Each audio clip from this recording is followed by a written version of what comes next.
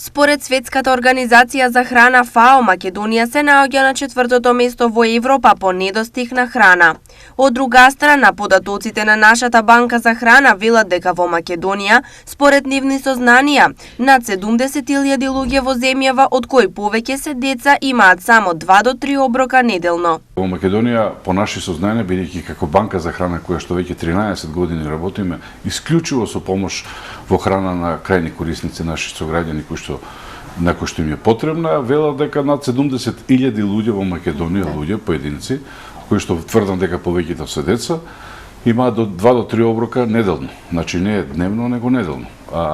Скриената сиромаштија, едно е сиромаштијата кој што ја гледаме по хартиите, по списоците од центрите за социјална работа или разноразни организации кои што излегуваат со одредени податоци. Меѓутоа, скриената сиромаштија која што никој од нас не ја гледа, не може да ја види, таа е најопасна и е најголема. Според Христов, во влада има и предлог закон со кој ќе се контролира вишокот на храна во државата, а народните кујни ќе можат да ја делат на оние на кои им е најпотребна и да продолжат со работата како и досега. Ние како банки за храна на дневна основа, вклучувајќи банката за храна на европско ниво, ние помагаме помеѓу 9 и 11 милиони луѓе. Банката за храна, може слободно да кажам, веќе 10-та година 300 лица во Македонија во 11 градови, благодарејќи на одредени компании кои што склучивме договори уште во јуни-јули 2013 година, до ден денешен те имаат некаков си оброк, леп лиснати производи од вчера. Според неговите податоци, кај нас најмногу се фрлаат кондиторски производи,